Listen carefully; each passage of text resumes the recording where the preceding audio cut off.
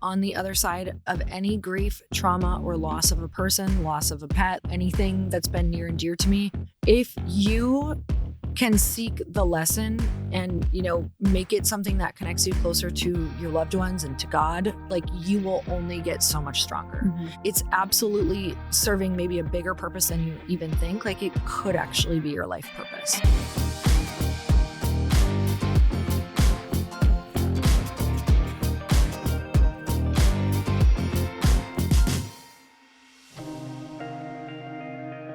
I'm just loving our friendship journey from first like the Bliss Project and doing the designs for that to going to Napa to doing things for the dinner series and Glossy. It's been so fun to really be on a journey with you throughout so many different seasons of life.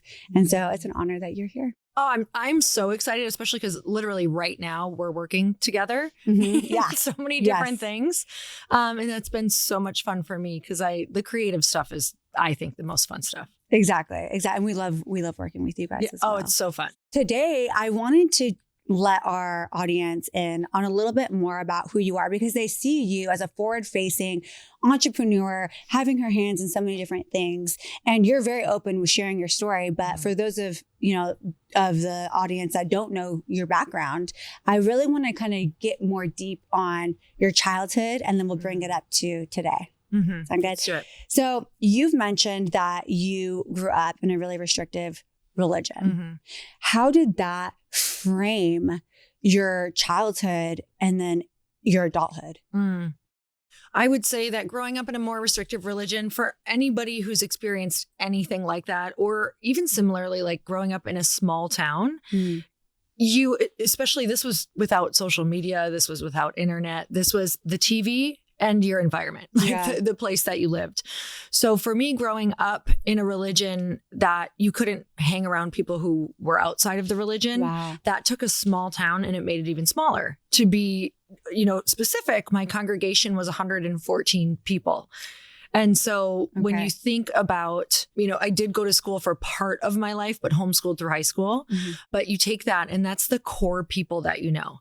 And it makes it really interesting because when you decide to leave, or if you decide to leave, if you ever do, that's not the plan, obviously. Yeah. But it means that you're leaving everything you've ever known and you haven't created a group of friends or people and have no concept of what is outside of that group of people.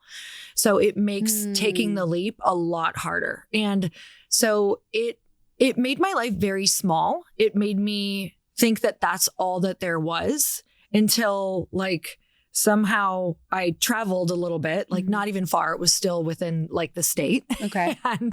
and also just watching TV, sneaking shows I shouldn't be watching. That was kind of I remember specifically watching MTV Spring Break, and they would always go to different locations. And I was like, what is going on? I don't know if I liked it. I don't know. It just made me feel some kind of way of wait. There is a whole world of people out there who are living a completely different way than this. Mm-hmm. And I just remember being so insanely curious that I started feeling when you're little and you get this feeling of you want to do something big, but you don't know what it is. Mm-hmm. And you feel a little breathless. And when you see something that you feel should be in your future, it's almost like you feel this energy spike through your body. And I would get that whenever I saw people on stage performing, singing, speaking, gymnastics.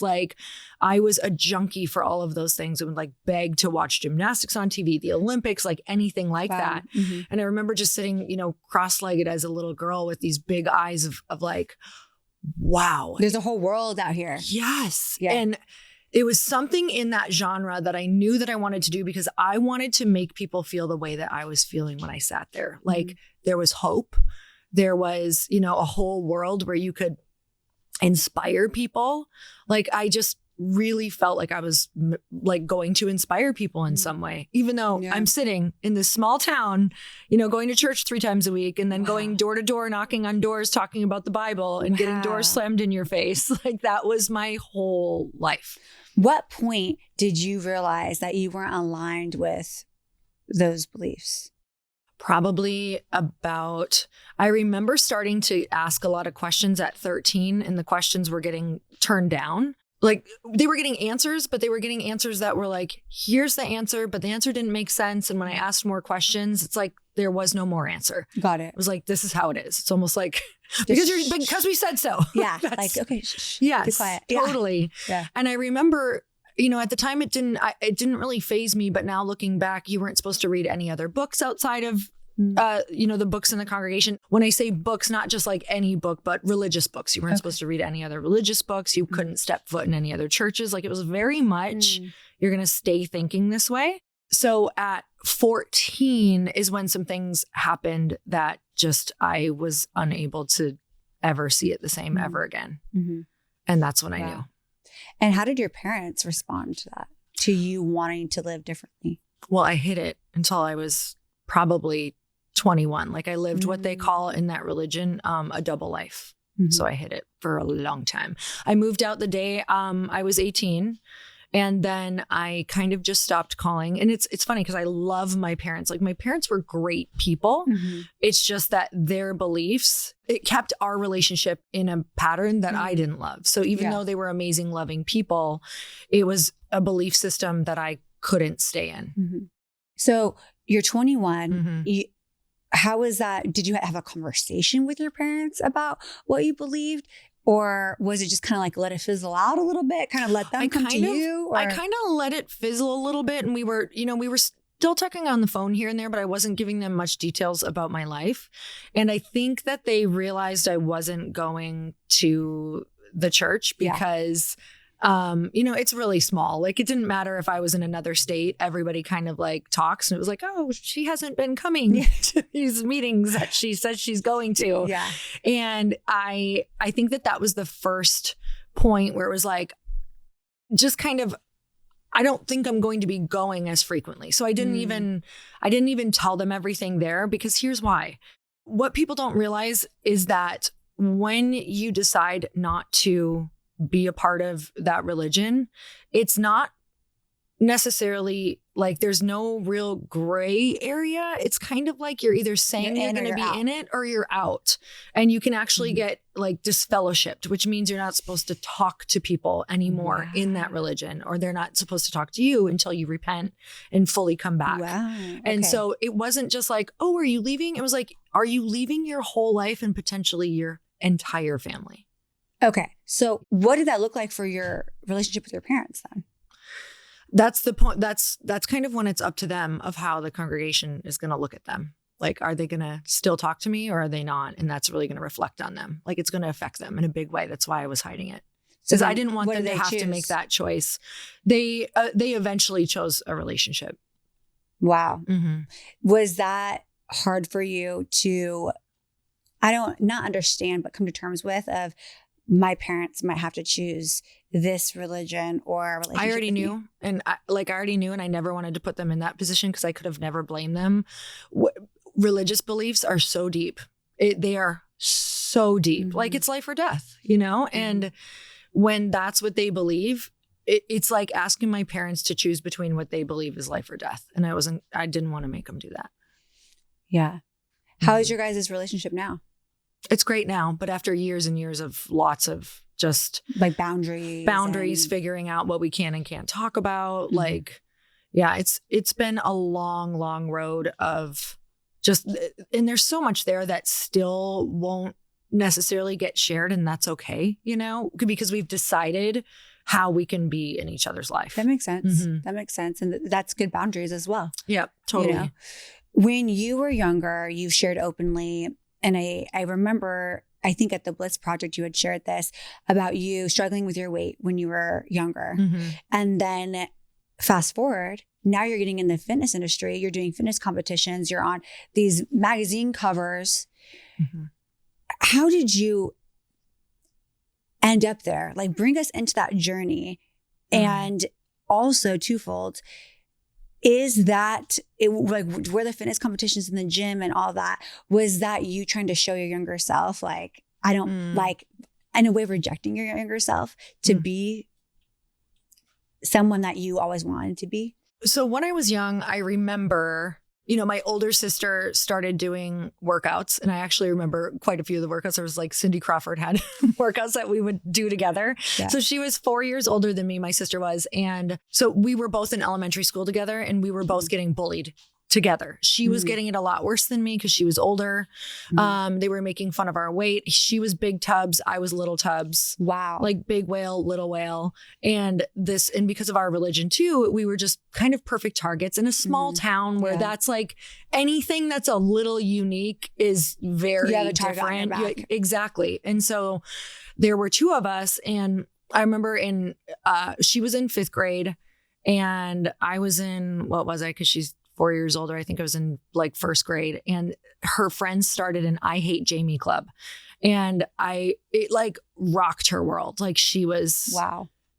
At that time, you didn't really know, nobody was talking about it, but like anxiety, depression, like overweight. She was just like trying to work out, and I'm seeing what my future is. So I'm watching her as a little girl, at this super young age, looking at my sister in so much pain and being like, that's my future. And the way that I felt like I was going to get around that was to not be overweight and to work out and to like just kind of keep to myself. And so me as a little girl, instead of, I was so crazy outgoing when I was young. I was like, put this video camera on me. Like I'd set it up, and then I'd make people sit and I'd make them watch me perform. Like what? Like skits? Skits, singing, dancing, like you name it. Poetry, like comedy. I used to write personal ads and then make them like funny ones and make them listen to it. But take that version of me, and then probably around, God, it was like 9 or 10 years old that I just shut down. Like any attention started to seem negative. Yeah. Like any attention on me, I was like, ooh, we don't want that. Like that could turn into something negative, because that's what it's starting to look like. And so that is what really got me into working out, is I just thought, when I watched these women on TV who are in fitness, I remember there were fitness competitions, and Olympics and all the things where they looked really fit. Yeah. And I was like, they must have it all together. Like they must never get made fun of. They're beautiful. They're powerful. Like if you look like that, people want to be around you. And so that's where that all started. Like I will be accepted. I will be accepted for sure.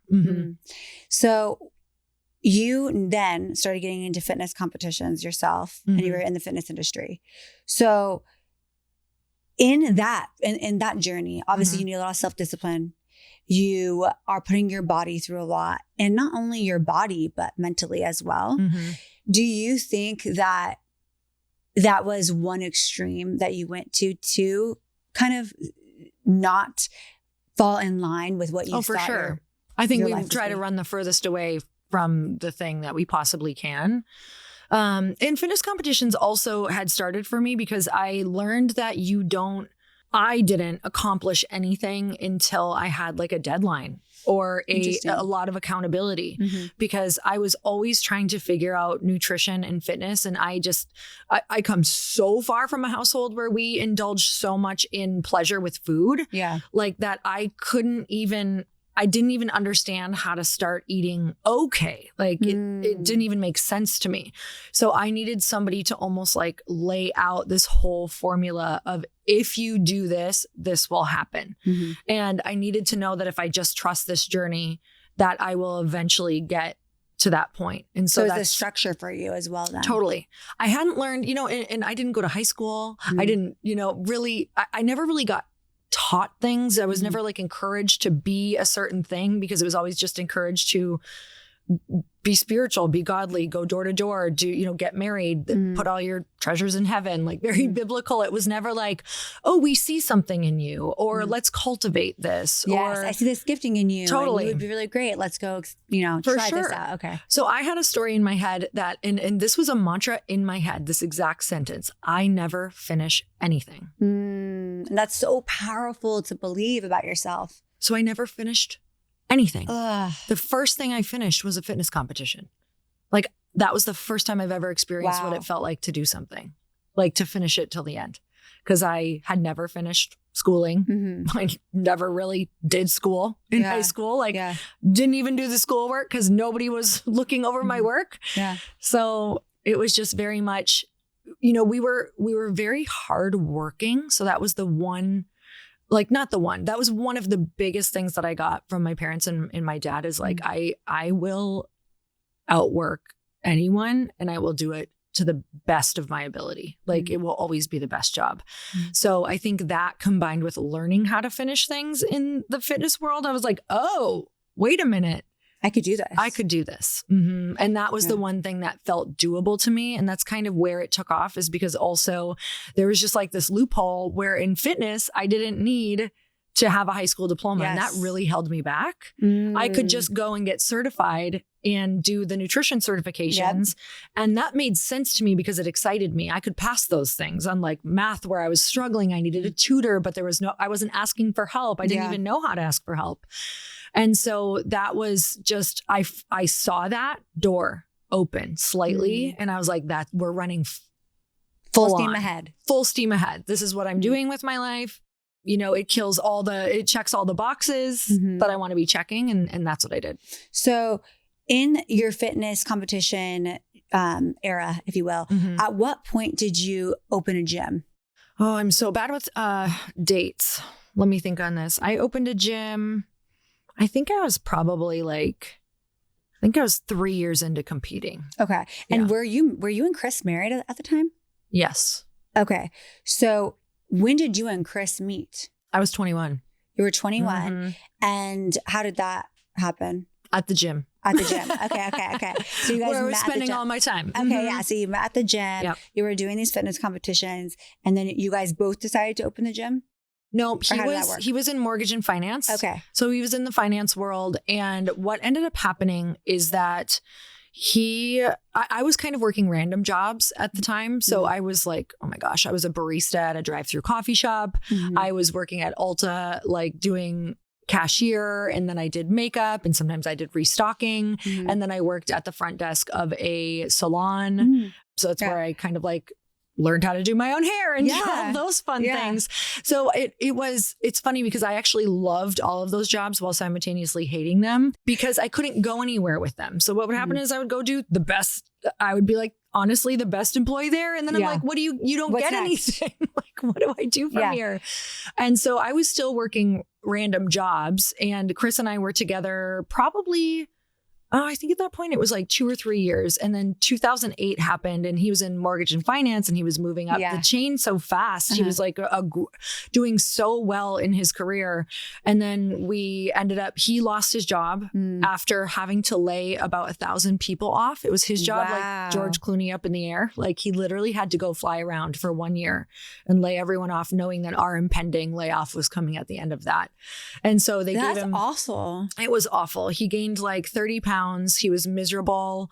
We were fighting. It was like it was not a great time in our marriage. I remember looking at him and I'm like, what? I don't know even where he went. And I couldn't blame him. I mean, it was like an awful, awful time. So they said, do you want to move to New Jersey and take a demotion of a demotion of a demotion? And I was like, hell no. Or do you want, he said, or do you want to take a severance and like figure your life out? And he took the severance. But at that point, we were in debt. We were overspending. We were young. I was 26. He was 28. And, you know, because he just kept on like earning more and more with every promotion, we were kind of like spending next year's paycheck. Yeah. And so what ended up happening is when he lost that job, it's not like in 2008, you lose the job and you find another job in what you're doing. And there wasn't like really, you're not doing a ton of stuff online and things like that back then. So the industry went away for a while. Wow. Like it completely collapsed. So there was really nowhere to go. So with being in debt and then me just having rando jobs that were not going to pay the bills, maybe they could pay the grocery bill. It was just this moment of, I felt so helpless. And my parents had gone bankrupt when I was about, I think it was 13 or 14. And I was like, holy shit, I'm here again. Like, how is this story? How is this my story now? Yes. Yeah. And I was like, I thought I ran away from this. Like, I thought we were like way, way far away from this. Like he had the stable job, like, I'm working too, like all of the things. And that was the moment for me that he had come home and told me about what happened, and like, oh, we were living beyond our means. And because I wasn't really in the money and finances. And instead of being upset with him, I remember like a full body moment of, I'm responsible for this too. Like, this is not just you. And I said to him, something just literally came over me, like full body cellular, like chills. And I looked at him and I said, this will never happen again. I got chills. Never. Like, this is never going to happen again. And so I didn't know what that meant. I just knew that we were going to do everything different than what we were doing. And that started getting us into it had us asking a much bigger question than we were asking. And that was like, what are these really successful people doing? How many streams of income do they have? What are they listening to? What events are they going to? What do they talk about? What do they not talk about? And we dove into books like crazy, like together. We started with a book called Secrets of the Millionaire Mind, and we read it every night together in bed out loud. Really? And so like super committed for an hour, like every single night. And I think we reread that book a couple times, but the book is a little bit to people who've never done personal development before. Now it's a lot more norm, but back then the guy who wrote it, T. Harv Eker, was like a little cutting edge, but people loved him. But he was like very personal development and had all these seminars, and he was super successful. And you kind of like say these money mantras out loud together to yourself. And you also figure out what your money story was. Like I had never heard the phrase, like, what is your money story before this?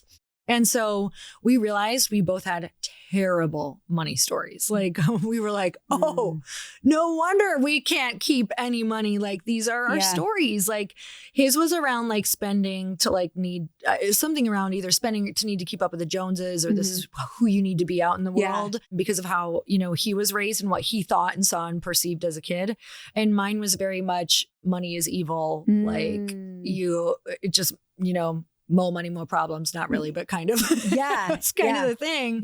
And also just it's bad. Like it just was not, the more you get of it, the more it's like you should be giving it away. And so that's exactly what we were doing with money. Like he was keeping up and I was just feeling bad about it. So this is like not great for money attraction. And so once we read that book, there were a couple things that had happened. I was working at LA Fitness for $6 per 30-minute session and did a little math. Didn't take me long to go. Did a little math. Added it up. And I was like, well, okay, this isn't it. And I realized, because I was the most booked trainer at that time, even though I had the story in my head of, oh, I'm not smart enough, all of these things, I realized that I was selling energy. Like they wanted to book with me because they liked how they felt around me. And so instead of being in my head around, am I the best trainer out there? No, I certainly was not the best trainer. There's, workout science guy over there who's just giving them science data and watching their form perfectly. Yes. And we're talking about like life stuff. And yes, I'm making sure they're working out well, but I'm not like neurotic, Not saying that's neurotic, but I'm absolutely not. You're more personable too.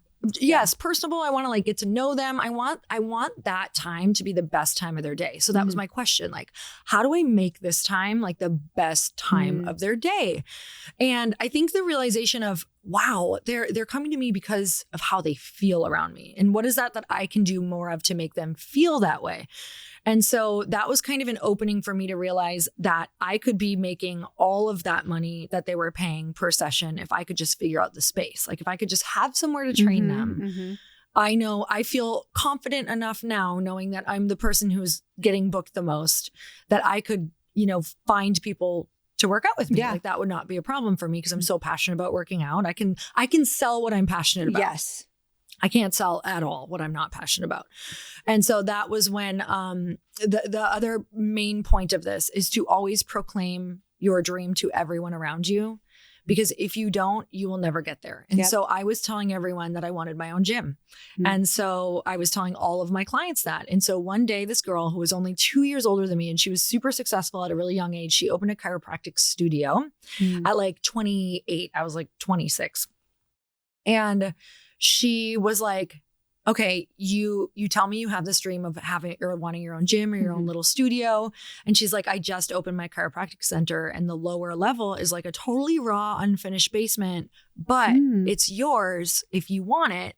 If you want to train me for free until you can, you know, maybe we work out 2-3 months. You can have that for free. You can train my front desk girl and me. And then if I need to send down some, you know, clients of mine, like you could do that also. I was like, absolutely. I'll do that. So I think I was paying her rent. You know, she said, just pay me rent whenever you can. And I think I was paying her rent by like month 2. And it was amazing. But I was in an unfinished basement for a year. And so that's a whole other story of like, you know, having people come in to an unfinished basement that you're asking them to kind of pay the top of what people were getting paid at the time. And saying, you know, I'm under construction. This is going to be finished soon with not a penny going towards construction. But like, I hope you like this look. Oh my God. They loved it. And they followed me to my new gym a year later. Wow. And it was like, and I was booked out there because I was aware I wasn't selling a luxury space. I was determined to make that the most fun, enjoyable hour of their day. So when you opened your new space, what led you to then sell it? I ended up selling it because I had started network marketing and our network marketing, which this is not normal, everybody, but our network marketing business went from 0 to $1 million in 13 months. What are you able to say? Like what network? Yeah, it was Isogenics. Okay. I'm still a part of it. Oh, okay. Yeah, we're still a part of it. It's been like 15 years later. We still get paid from it. What? I still take it. Oh, it was our main business for a really long time. We've made I don't think I knew that. $18 million from that company. What?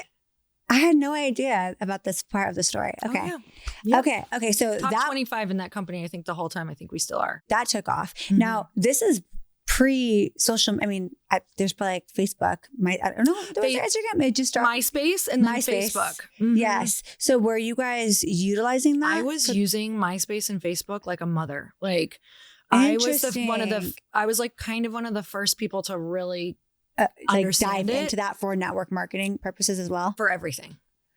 Yeah, because I don't really hear about a lot of people utilizing MySpace and Facebook back then. For sure, we know now Instagram, TikTok is the way to go, YouTube. But back then they didn't have that. So it's really impressive that you were able to scale that business at that time. It was all online and in the DMs. It's what they say now. I was doing that from the beginning. I had a script that I copy and pasted. And I would write, around little details for them specifically that I would book calls. I would book anywhere from like, oh my gosh, I would have like anywhere from 2 to up to 8 calls a day. And I just hustled like you've never, ever imagined while I trained. So sometimes I would get done with training at 8 p.m. And because I was in the Midwest, I could still take calls to like 9 or 10. And I would be taking calls before and after, just signing people up. And so Chris was doing that too? He took a little while to convince him in the beginning. Yeah. He did not like it. Because a lot of people don't. Totally. Are like I'm obsessed. I think it's amazing. I think it's the training wheels of business. I think it's literally, and not to even demean it, I'm saying that is the best thing you can possibly do to learn about business, to learn about team building, people. It's really beautiful because it's like you can learn all the business things and then just have something to plug into. And they do kind of all the back end. You don't have to worry about your own website, all of that stuff. There's less no risk. Overhead. There's way less risk. There's almost like no risk. Because there's really your time. You know what the risk is? Your ego. That's why most people don't do it. That's huge. That's huge. You know how many people have asked me to do like Arbonne or money and stuff, and I'm like, no, I'm good. I mean, like, one, I haven't tried the product enough, and like you, I can't sell something if I'm not passionate about it. Totally. I don't even know if I am passionate about them because I literally have never tried either product.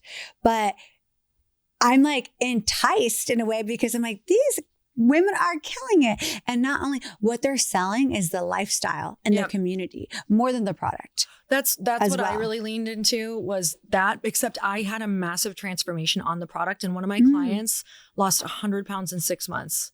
And so she's the one who brought it to me. And she was lifting more weights than me. She ended up doing a fitness competition with me. And the year that I started Isogenics, I was really struggling with like ups and downs of my nutrition and you know the whole roller coaster, it totally transformed me. Where people were telling me to eat like the 5 meals or whatever. Yeah. I started with the 2 shakes because they were like higher in carbs and like I hadn't had that in so long. Yeah. I ended up winning 3 national titles that had never been done before after I started it like 4 months later. I'd never felt better or looked better. So that's why. Okay. So you were about it. You were about it. All about it. Okay. And it was all about the business because we were so in debt. Yep. And so when that changed my life and I made $1 million, because I literally you were said, like, okay, I don't need the gym. This gym. We're moving. Exactly. I was like, oh, honey, we're moving on up. Let's go. Yeah, no, and for so real. it was just, it's in me. Like even talking about it now, I get so fiery because if you can find something that changed your life and match it with like a vehicle that you understand, like that just made sense to me. And so I talked to every woman who was, you know, either struggling with, you know, food and appetite and time. Because here I am, you know exactly what it's like. I'm asking these women, I sold meal guides and fitness plans. And I had a very big online membership with about like 1,400 or 1,500 women a month. And so I had that for 9 years. And I'm asking them to eat, you know, 5 meals a day. I don't have kids, so I didn't know, you know, at the time and wasn't really understanding fully what their life looks like. Yeah. And they're struggling. And all of a sudden I get this vehicle that I can be like, can you have 2 shakes a day and like 2 meals? Yeah. Like that's so much easier. And they're like, yes, thank God. And so that's cool. I just took it and ran. That's awesome. Okay. So from that point, take us on. So when do you move out to like, because you were in Arizona, California, like when is that happening? That's only like, California was 2011. Okay. So because 2008, you guys are still in the Midwest. Yep. You start the network marketing, you have your gym. Totally. So what led you to move to California? Yes. We realized we didn't have to do winter anymore. I'm not even kidding you. And Chris and I, when we got together, even when we were young, we were dreamers, really big dreamers. And we kind of found that him and I didn't fit super well anywhere. Like, you know, when I would tell people what I wanted to do, that because I wanted to be on fitness covers for a very long time. I knew that's exactly what I wanted to do. Yeah. I didn't know how I was going to get there. But when I would tell people that, they would just laugh. Like there was no support there. They were like, that's ridiculous. You it's know like a different mindset. It's a very different mindset. Culture even. And I understand it. It's not in your environment, so it doesn't make sense to them. And the lifestyle is really different. Like it's eating all the time, it's drinking all the time. And him and I were starting to like not enjoy that anymore. And we really could not find any friends who, especially being young, who supported that. And so we were kind of like loners for a while. Him and I were just like, okay, well, we're going to do this. We're going to make money and we're going to like go after our goals and figure it out. And because we both had like family patterns we really wanted to break, and we found our person that we could do that with. And so we wanted to get out of the winter. We wanted to be around people who like expanded our vision. Because we were the big fish in a small pond, and we knew we weren't growing. Like no one could really grow us. We were pouring into everybody, and we were getting a little exhausted, honestly, because like that's kind of what you do in the beginning when you haven't found like your mentors or learned boundaries. You really burn yourself out pouring into other people, even though it feels really good. It's also not sustainable. You need to be watered as well. You have to find your people who can water you, or it won't be sustainable, and you'll actually stop growing. Yep. Absolutely. I have like dubbed you like the reinvention queen in a way, because from fitness to you got really into the self-development space with the Bliss Project. You wrote your book, A Tribe Called Bliss, and then now pivoting into more of the wellness space as far as launching Glow-See, your new product, which is a skincare routine that you can drink. And I'm sure that a lot of people would say, how do you go from one to the next, and be successful in that? Because I think for a lot of listeners, they find their identity in what they do. For sure. So think about fitness competitions for you. I mean, a part of your story was, I don't want to be, you know, how I was when I was younger, or looking at my sister and seeing that story. So I'm going to do this. That was your identity. Then you're moving into self-development. How do you know when it's time to pivot? And how do you almost, I don't want to say release your identity, but I get it. You get what I'm saying? Like be okay with that's not who you, like people, when they introduce you, they're not saying Lori Harder, the fitness competitor anymore. Lori Harder. I mean, they did for a long time, but it's probably not like the first thing in your bio. Do you know what I'm saying? Yeah, totally. Like now it's like multifaceted entrepreneur. You know what I'm saying? It's different language. I'm not saying that that's not part of the story, but that's not the first thing now. So how do you know when it's time to pivot? Yes. Well, fitness was like such a freaking soul awakening. Like I know people who have done fitness understand what I'm talking about. Like I think because you strip away so much in your nutrition and in your life that there's a lot to think about there. And sometimes you get to meet parts of yourself that it's clarity because you're also probably eating really well. And I believe that when we're eating really well, we get like our spiritual connection to God strengthens a lot. I think you can hear things clearer sometimes. There's like not a lot of food noise. Yeah. It's just you're clear. You're moving your body a lot, which I think is like kind of, the channel in which we hear things as well. So for me, fitness was like, I felt like I got a lot of messages through it. Like I could just kind of hear clearly as in terms of like, think about when you're drinking and eating a lot of food, it's just kind of nothing, right? It's kind of silent. You're like, are you even up there? Like, hey, not feeling inspired. Yeah.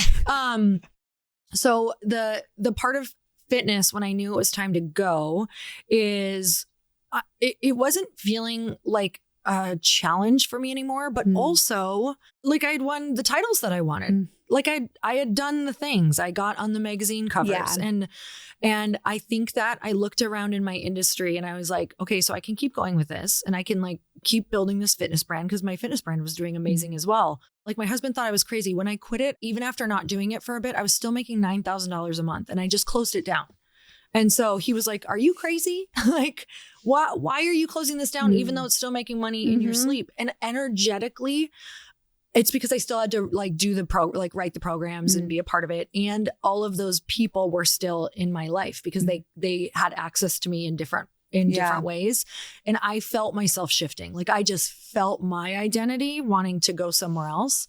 So what was starting to happen is like, it wasn't feeling good. I was actually feeling really exhausted and like confused. And like, even though my energy wanted to go into personal development, I felt like I had one foot totally stuck in the fitness world and that I couldn't dive into full on personal development like I wanted. And so one of the things my husband has always helped me with is not to just quit something overnight. So even though I shut that program down, it's not like I was like, fitness is bad. Like, because I was starting to feel that way internally. Yeah.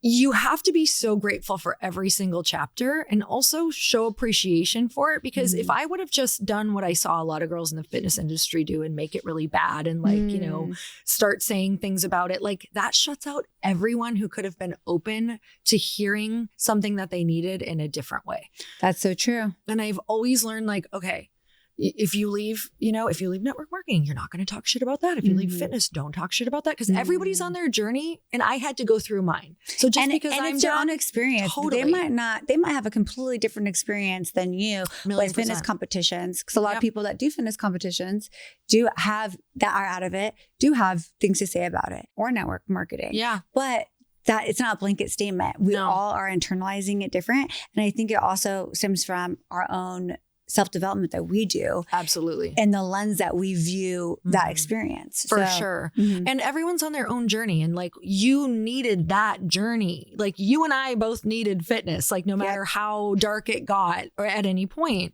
I needed network marketing. Like people who are just doing fitness now, I never talk them out of it ever because I'm always like, they need to experience that. Go for it. No matter what. I remember when we were in Napa and, I was sitting there and I was like, I'm thinking, I don't know if you remember this conversation at all, but I was like, I'm thinking I want to do a fitness competition. And with me and my story with having scars, I was like, I don't know, because it's like, that'd be a big deal. Like if I did a fitness competition, how to go on stage. Totally. And, and I remember you telling me, you were like, people like you is what will make an impact in that industry because like to show up because there's other hurdles that I would have to overcome that other people don't. Yep. And so I'm forever grateful for my fitness comp experience because it not only the discipline, which is huge, and I thrive in structure. Totally. Even as a creative, I lack structure at times, but I know that I thrive in structure. And that's something that the fitness competition has really helped me in. Yes. But more than that, the mental barriers Totally. that I had to overcome to say, I can do this hard thing and I will put everything into it. Doesn't matter, win, lose, whatever it is, but if I will step on that stage and do the best that I can do. Yep. And then do it again. And I did it again. And it's proving to yourself that you're capable of doing the hard thing. Totally. That's what it was for me. I was like, wait, if I can do this, then what else can I do? It really helps you understand delayed gratification, which is everything in business. Huge. Yeah. Because you're going to work for 3 to 5 to 7 to 10 years before anybody ever says anything to you 100%. or that you feel like you hit the place you want to go. Yes. And so that is, especially I'm in this new company right now and I'm like, my God, I have not gotten that gratification yet, nor do I necessarily see it for a little while here. Yeah. And I think my next question was, in the pivot, has there been pivots? And maybe, I don't know if Glossy would be the right one for this, but that you have looked at and you're like, this wasn't as successful as I thought it would be. I don't think that Glossy is there yet for you to say that. But I just mean, if it's fitness, if it's self-development, was there a pivot or something that I don't know about that you're like, this wasn't what I thought. That's so hard for me to say because I've had plenty of things not be successful. Like in personal development, you launch things, trying to figure out what your product is. Yeah. And I would say, we've had a couple. Bliss Project was super successful for me. And a product that came off of that was the Bliss Habit. That was an online course. It was like one of the OG online courses, and that was really, really successful. That helped build a lot of my brand. Then we had a course called Align that just bombed. I created a course called Align during the most misaligned period of my life. I would say none of this is aligned. I was like, and this is not working for me. Yeah. It's just funny that we get exactly what we needed at the time. There are so many things that didn't go super well, but I also have never looked at those. I just don't even have that. I don't have that lens at all because I think I'm trying to figure out what even taught me that. I think maybe fitness taught me that, there's going to be things that don't work. There's going to be, competitions you win. There's going to be competitions you lose. Yep. And at the end of the day, you learn something huge from each one. And, I think also working with coaches in fitness was huge for me because I learned that I learn everything. It's like we go back to the table and look at all the data and things you can change when you're done with one. So that's what we do with a failed launch or a failed program, just looking at it as data event. It's also how you define failure and how you define success, which I think is to your point. Exactly. One of the biggest things that has helped us is we'll be in the middle of a fight and we'll look at each other and be like, same team. If sometimes it'll be a really bad fight and one of us will say, what do we want from the end of this? We know we're not leaving each other, right? And we want to end up in the same bedroom tonight. That's the goal. Yeah. Always, no matter what, we're ending up in the same bed at the end of the night. We're not sleeping separate ever. I like that. Ever. Hey, and that's really great. Yeah. So you better get it resolved because you're not ever sleeping separate. It just gives it too much time. I agree. Sometimes too much space allows your thoughts to just, all of a sudden you're thinking of all the things, not even the fight anymore. No, you bring in something from 1995. You're like, and 2008. Exactly. Remember that? I didn't even know who you were. I'm still traumatized. So it's gotten us really clear because this year we actually have the most excitement, the most energy, and we're doubling down on the things that were already successful. Yeah. And so that was a big, big lesson from that was, wait a minute, we already have things that are successful. Let's just put a little more energy and money into them instead of starting a whole other thing. So with you guys teaming on events like this and in business and in life, there's bound to be disagreements. There's bound to be friction. How do you guys resolve conflict in your marriage? Well, we've absolutely had years of learning how to fight. There are, I think going into a fight, there's rules now that we have. You have to know when to talk about it. And that doesn't always work because if you're in the middle of it and just happened or blew up in the middle of the day or whatever, we know to take a minute. We know I just need a minute. I need to go for a walk. I need to because we'll blow up for, I would say that our fights now are like a match. and then we can blow, like they'll spark hot, then we blow them out, and we're like, okay, let's just take a minute. They're not like forest fires anymore. It's not like we can't get control of them and let them blaze, So we do a pause, and it's like, when do we want to talk about this? I still have a whole day of people I need to get through. So let's compartmentalize. Yep. Yeah. And that's so hard for a lot of people to compartmentalize. Totally. Not everyone has that. Well, I had to work on it. Okay. I had to work on it. So it literally has taken me, I have to take my brain and say, this is not what I can't focus on this right now. This is not what I want to think about. What do I want to think about? And I'm like, that's going to be there. That's going to be there. It'll be there later. It's fine. He's not going anywhere. Like the worst fears all come up, right? It's like, we'll talk about this later. Like we're going to resolve this tonight. Exactly. So there is a resolution going to happen. There is a resolution going to happen. And also it's just like it's the realization that it's actually not that big of a deal in the grand scheme, even though it feels like a big deal. So I actually, it's like, I don't even want to use that one. And I want to give you guys one more. We decide who the fight is more important to. So let's say we're fighting over, because we're in business together. So we fight about business stuff. Yep. Oh, well, let's use this. I'm fighting over the fact that I need a backdrop at the mastermind. Like we have to have one. And he's like, why? I haven't had one for years and it works great. We don't fight about this, but this is a perfect example.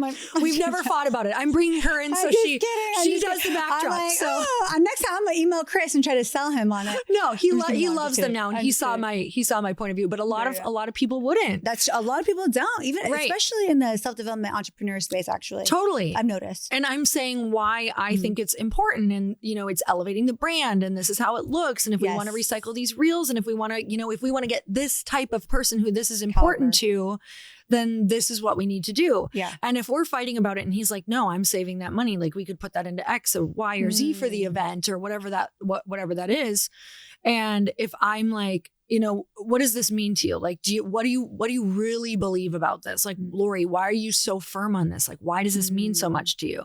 Like, what number are you? Like, scale of 1 to 10, what number are you? And I'm like, I'm a 10. This is a must. And if he's like a 7, he's like, fine. You can have this one. I really like that. That's a new perspective. It works really well. I have not heard of. You just decide who it's way more important to and why. So you're actually stating your cases in a really like calm way. Yeah. And that makes me go, oh, okay, I can see why he thinks that's really important. And at the end of the day, even if it's not right, like even if it fails or doesn't work, if I could see it even for a second of, oh, I understand, then I don't mind if it doesn't work or not. I'm like, we have to try it then. If you feel that firmly on it, let's try it. Yes, because I want to honor you totally and your decisions and your, dreams for this event or XYZ, whatever it may be. I'm honoring and respecting give and take way more than you would ever think. There are like, I feel like half the time we're deciding things, I give away half and I know he gives away half. Like, I'm like, okay, you just have to let it go. You can't be right in everything when you're doing business with a partner. Yeah. It can't be all you. Like you really have to. You have to be flexible. Yeah. And you have to decide what lane he's going to take and run with. Like he does things that I don't touch in the business and I do things he doesn't touch and we keep it that way. So even though people are like, oh, you work together all the time, we actually really don't. Like we stay in our own lanes and then we come together for like meetings or things like that. And that's what's kept us really, really successful is we're not working together every day at all. Yeah. I'm sure that's healthy. Yeah. It's great. We don't want to. We actually don't want to. We don't love it. No. Yeah, because we're both we're leaders. Yes, so exactly. we kind of hate it. I don't need you to tell me how to do my job. We love it like at the events when we know our zones and stuff. Yes. And even that we can bicker about a little bit. But once we're in the zone, we love being able to do that portion together. Obsessed, actually. So it makes anything leading up to it, like we make ourselves figure it out. And keeping the long game in mind. Yes. Because we can get so caught up in the smaller things that lead up, but it's always saying, well, what is the goal? Yeah. We are a team together and we're trying to accomplish an end goal here. Yeah. Something that you really also have been more vocal about recently is your desire to have kids. Can you walk us through a little bit of that journey and where you're at right now? Yeah, I feel like the first portion of our Chris and I's relationship, we just never even thought about it. We were like, we got time. We got time. Career, we're building. Totally. Oh, and we were like, we actually did not want, we thought we didn't want them for a really long time. Like neither of us said we didn't want them, but we also weren't saying we did because we were having so much fun building something. And also Kim and I were truly trying to outrun some past like pain and identities, like, and breaking. I mean, I've got some serious family patterns. Like that is, I'm the only person in my whole family generationally that's been successful, like ever. So I am like, I'm not going to go back to that. And right now kids feel like a distraction. So we just knew we wanted to be in a place, if we ever had kids, to be like really financially responsible. The first thing that we wanted to do, like, it's funny, I've heard everything from people. They're like, oh, because you're selfish or you want all of that for yourself. And I was like, because I was busy trying to pay for my parents, for my siblings, for my, you know what I mean? And I'm like, and nor do I think that that's healthy, actually. Well, that's a whole separate podcast. We'll do that another time. Okay. But that was the goal, is like, let's just let's get everybody solid. Let's do triage. We were just doing triage. You're like stopping the bleeding. The first 10 years of our marriage was triage, like for ourselves, for my family, for everyone. And so by the time we realized, we think we want kids, I was 37. And we're like, let's start trying for kids. And we tried for a while naturally up until like 40 or 41 and it wasn't happening. And it's so weird because I was in the belief of like, I'm going to try once and it's going to happen. So there was no belief there that like it wasn't going to happen. And I really felt that way for like 4 years. Yeah. I was like, great, it's easy. It's going to be easy. So there is a little part of me that's like, I don't know. Maybe it wasn't supposed to happen then. And I'm just really the person who's going to create a positive story around things. And we did struggle for a while. I did a few rounds of IVF. I think I was 40 or 41.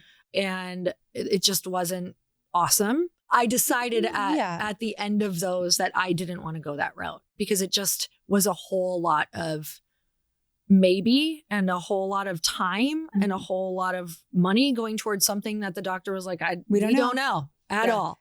And so we decided to take our energy off of it for a little while because it just got really, really exhausting, and to put it back in business for a little bit. And then also with the question every day, we actually still ask the question every day, like, do we want to do this? Do we want to adopt? Do we want to X, Y, and Z? So where we are right now is we're going to do some calls about adoption and go from there. But well, I love that. Yeah. I wonder, have you had the opportunity to feel that? Like to feel, I don't know if grief is the right word. Yeah.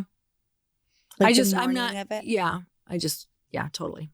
I've given myself that. That's why nobody knew about this until now. Because from 41 until 44, that's been I didn't share until this year. I took 2 years to just like sit in it and have my own journey. Healthy. Like most of my friends didn't even know. I didn't want external opinions at all. I wanted this to be like a me and Chris journey. And like, I asked people, you know, really, really like, I wouldn't say important people. I asked specific people who like maybe had adopted kids or had gone through IVF, or like, you know, I probably had my list of like 4 people. Do you feel like that this drew you and Chris together? Oh, for sure. Yeah. It did not pull us apart at all. Like it actually made us way, way closer. Well, I'm excited for whatever is in store for both of you guys. Yeah. You know, I literally don't know in the future, but sometimes that's a place of excitement as well. Yeah. We're asking for all the signs and all the things and reading books, and I honestly, literally, sometimes I don't like to share it because I'm like, please don't send me DMs. I don't want them right now. I hear. Well, thank you for sharing. Well, thank you for being open. Yes. I really do appreciate it. As we're talking about grief and there's been trials in your life that you had to overcome, if you could end with telling the listeners one piece of advice for those who might want to turn their pain into purpose, what would it be? Oh my gosh. I mean, you know, I've only experienced the amounts of grief that I've experienced. You know, we've lost people that we love, just been through some different traumatic experiences, but the level of grief in which you're going through is like your own level. People have had it way worse. People have not. Like it's, you're kind of all experiencing the same level if that's the level that you've experienced. And so I would just say the realization that on the other side, for me, of any grief, trauma, or loss of a person, loss of a pet, loss of, you know, anything that's been near and dear to me, loss of a lifestyle, loss of money, all of the things. If you can seek the lesson and, you know, make it something that connects you closer to your loved ones and to God, like you will only get so much stronger. It's serving a purpose. And it's absolutely serving maybe a bigger purpose than you even think. Like it could actually be your life purpose within that pain. Absolutely. And so that's been really big for me is, reverting back to what we talked about in the beginning of this with the religion and having to leave. I understand now, like my big passion is helping, women and entrepreneurs leap into the life that they're meant to have. Mm-hmm. And a lot of times that means leaving the one that they're in. And so nobody knows better than leaving a life and what people will think of you and taking a leap into a life that doesn't even actually exist or anyone in it yet. That's the journey that I help them with. I love that. Is that middle, that like messy middle where you have the big dream, but you can't see the other side. You don't have the people, you don't have any of it. And you're going to walk that like very slow Death Valley walk through the desert. That's what it is. And that's the walk that I like to help people with. I love that. Thank you so much for sharing so openly and honestly. I loved having this discussion. I know my listeners will love hearing from you too. I loved this so much. Thank you for having me. Thank you.